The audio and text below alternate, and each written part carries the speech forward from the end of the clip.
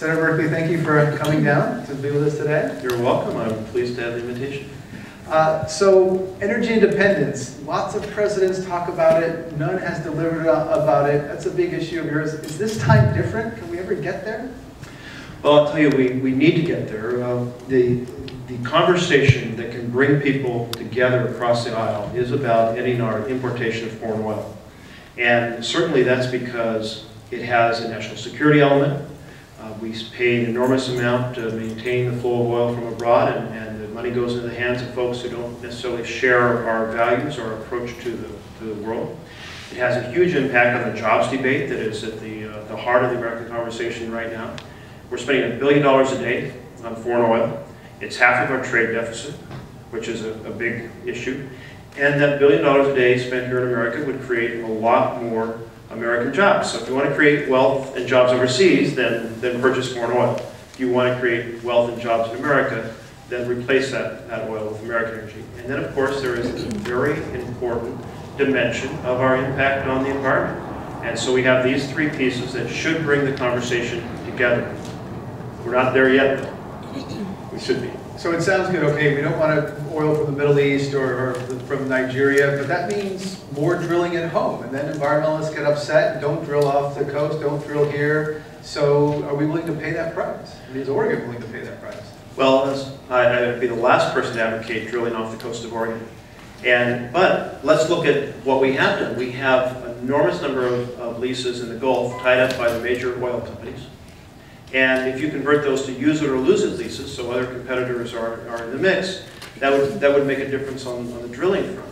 But the real answer isn't to pull more carbon out of the ground. The real answer is to proceed to have renewable energy that is not carbon-based. Or if you're going to use carbon that utilizes biomass, which is pulling the carbon out of the air and not creating geological carbon out of the ground and adding to the air surface cycle, which is it's a huge problem. And just to give a sense of this, we have exceeded the balance point for the amount of carbon dioxide in the atmosphere. Roughly estimated as 350 parts per million of carbon dioxide. We are substantially over. We're at 390 and climbing. Before this recession, we were climbing at 2 parts per million per year. 10 years earlier, we were climbing at 1 part per million. So not only do we have way too much carbon dioxide in the air, but the pace is growing quickly. This has all kinds of threats to the planet. So we should do everything possible in conservation, in solar energy, in potential wave energy, in wind energy, to replace the carbon-based energy economy with a non-carbon-based. But those technologies are new, they are expensive, and right now they can't compete with fossil fuels. So how would you propose leveling that playing field? Was it through a bunch of subsidies for these new energies? Well, actually, they can compete. And let me put it this way. When you burn fuel in a car, it's extremely inefficient. It's far more efficient to burn it in a central power center and then distribute the electricity. And even with line losses, you have a much more efficient energy economy. So even if you were thinking you're going to create your electrical energy from carbon, you should still do it at a central place and distribute and fill your tank with electricity, not fill it with oil. Furthermore, you can do a lot more in terms of pollution control in a central setting. But we have seen solar energy come down substantially. Wind energy has come down substantially. So while in some parts of the country they're more expensive than traditional carbon-based electricity, they're getting a lot closer. And in some places they're becoming quite competitive. So if the economics are there, there's this compelling concern of climate change. Why isn't America moving faster? Well, let me tell you that when you look to policy, you can't just look at the policy itself. You have to look at the power behind different perspectives of the policy. And there's a huge, powerful interest in the oil and coal world that the last thing that they want is for us to move to non-carbon sources. And so their presence is intense. They fund lots of think tanks to come up with lots of arguments not to proceed to non-carbon based. Under Citizens United, they can put enormous amounts anonymously into campaigns across America. And let me just give you a sense of this. If Exxon spent 3% in 2008 of its net profits, it would have exceeded all the dollars spent on the last presidential campaign by all the various parties involved. One company, 3% of net profits. And under Citizens United, it can be done secretively, anonymously. And so it's a very powerful interest. It's the reason we need to have discussions across this country about where we're headed and why we need to change the course we're on, because ultimately it's an informed citizenry that is going to create the pushback and allow us to change course. One of your colleagues, Sheldon Whitehouse, gave a speech on the Senate recently where he said the dark hand of polluters is tapping on so many shoulders in Washington, D.C. And he said nature, God's earth, is also tapping us on the shoulder. Is that fairly accurately describe sort of the dark forces you're talking about? Well, Sheldon put it quite poetically. But I guess it's a way to say that there's a lot more money in established carbon-based industries than there are in the renewable sector. I think it's our responsibility when we're in public office to advocate for the things that will make the United States stronger, make this world better. And then hopefully when you run for re-election, you tell people what you've done and you win. Money makes a difference in politics, and so that's why we're having this conversation. It probably comes as no surprise to you that I think it was a very tragic thing that Citizens United court case that allows these unlimited secret donations was not remedied by the Disclose Act. We had on the floor of the Senate 59 votes twice to get cloture, so we could get to a final vote, so that we could end the secrecy and do so, and also end foreign donations under Citizens United. Those two things, most folks felt would fit the constitutional framework that the Supreme Court had laid out. We may look back 30 years from now and say that moment when we failed to get 60 votes to close the debate on the Disclose Act in order to end secrecy and to end foreign donations, may be the moment that we went from our vision, as President Lincoln laid out, of government of the people, by the people, for the people, to something that is much more akin to government by the powerful, for the powerful. At some point, though, if this gets so bad, is there a consequence to the fossil fuel interests sort of tying up Congress? There was a report, long article recently in the New York Times about how other countries are moving ahead. And while climate change seems to be sort of stuck in the mud in the United States, other countries are moving ahead with clean energy, implementing, putting a price on carbon. Can the U.S. sort of just watch the rest of the world move ahead? Well, we shouldn't be, because this is a huge growth sector. It's important to our economy. We've much rather have the jobs here in America. Are we going to simply be a consumer of foreign products, or are we going to sell our products to the world? Solar panels were invented here in America. Why should we simply, as we work to create this non-carbon source of energy, why should we be buying the panels from abroad? Now, one thing we have to contend with, which is another piece of the puzzle on the job side, is that this sector, the solar panel sector, has been targeted by China. And they start with a paid currency that is a 25% subsidy to their products and a 25% tariff to ours. They throw in massive subsidies in land, water, energy, and low-interest loans and grants. At least $25 billion was in the U.S. Trade Representative's notification of Chinese subsidies that came out last week. So that actually is not allowed under the WTO. So unless we're going to hold China accountable to the framework of the WTO, then it will not be economically feasible to make those products in America. I throw that in as an important point, not related to a cleaner world, if you will, but certainly related to whether we're going to have a good share of the jobs of renewable energy here in the United States. If you're just joining us, our guest today at Climate One is U.S. Senator Jeff Merkley, a Democrat of Oregon, and Greg Dalton.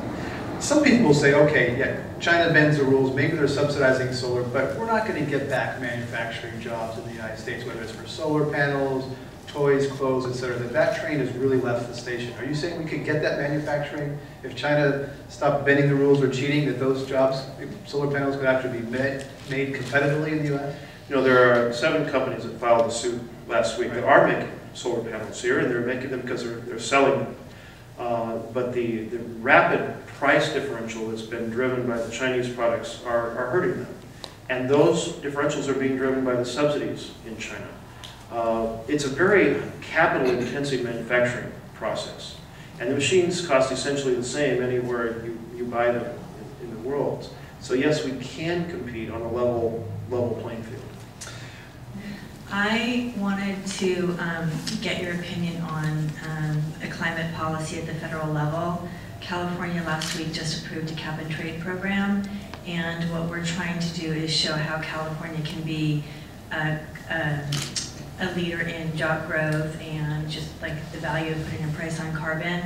And I wanted to get your thoughts on whether you think that that's going to be possible at the federal level at some point, based on, I know votes are really important, so if you can get the votes behind it. But well, what happened at the federal level is fascinating, because if you roll the clock back a ways, you had a Republican plan to reduce sulfur dioxide by using market forces. And rather than put a restriction on each smokestack on sulfur dioxide and thereby reduce acid rain, you had someone say, hey, let's do it at least cost by allowing people to trade back and forth so that the places where it's cheapest to reduce sulfur dioxide will be the places where we'll actually reduce it. And I must say, I remember being very skeptical about this and think it would be hard to create a structure that would have integrity. But it worked incredibly well. It produced more reductions in sulfur dioxide faster at a cheaper price than even the most wildly optimistic estimates before experiment. So now we come to the last 2 years and folks said, well, this Republican strategy worked so well using market forces. Isn't that the smart thing for us to do on carbon dioxide? And you would think that since this had come from one side of the aisle and had been wildly successful, that side of the aisle would say, wow, let's take credit for what we invented and let's apply it and let's reduce carbon dioxide at the most effective, efficient way, and it'll be reduced faster and more cheaply than we can estimate now.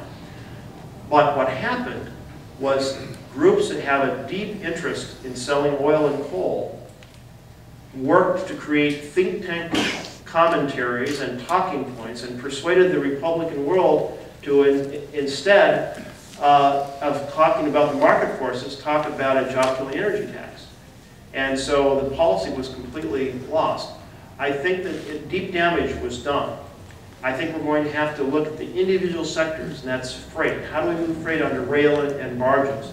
How do we move freight on trucks more efficiently, using tire inflation, airfoils, perhaps using lower carbon strategies such as natural gas versus diesel oil? How do we change the structure on the personal automobile, which is what we've been talking about in terms of electric vehicles and plug-in hybrids? I think we're going to have to take it on a piece-by-piece basis. But we've got to keep coming back to the core point that this is not just good for the atmosphere, it's good for creating jobs by moving energy dollars here at home, and it's good for our national security not to be dependent upon the Middle East. So a comprehensive approach is just a non-starter right now. An omnibus approach, energy, climate approach, ain't going to happen. I think that's correct. Given the relative failure of the United States to pass any kind of climate cap and trade or anything in our own country, what do you think we should bring forward to the table in South Africa for the negotiations? What should our approach be? International climate negotiations in South Africa later this year. It's a terrific question, because the hope had been that substantial progress by America would lead to a framework that we could advocate for internationally. I think we're somewhat at sea at this point in terms of what international role we can take. I do want to point out that the administration proceeded to, by administrative rule, do a terrific piece of work in terms of the gas efficiency of vehicles by requiring for the years, I think 2017 through 2030, a 5% per year improvement. That has largely gone unnoticed and undiscussed. In my think tank piece that I did on how to end our dependence on foreign oil over a 20-year period, I had a 6% per year in there. So 5% per year, that's pretty solid, and managed to bring a lot of parties together. That doesn't necessarily set the stage for an international set of responsibilities. But what we're talking about in terms of international conversation is about the global commons. So here we have this air, this very thin layer that wraps this beautiful blue-green planet. And changing the chemistry of it depends on what every country around the world puts into it. And so how are we going to work together to address a set of rules that will protect this commons, this atmosphere that we all share? And that is so important, because there is no way, no matter how good of legislation we do here in the U.S. by ourselves, that we're going to change the general global dynamic. But the hope is, by being engaged at the U.S., we gain credibility and have more ability to work with countries around the world and not have everyone saying, you first, you first. Developing countries saying, you first, industrialized world, because you've already benefited from burning a lot of carbon, now we want to burn a lot of carbon. And for us to say, you first, you poor countries, because you're doing more coal, we're already doing a lot of hydro and renewables, so you get rid of your coal first, and then let's talk. We've got to get out of the you first and get into the us together have to take on this problem.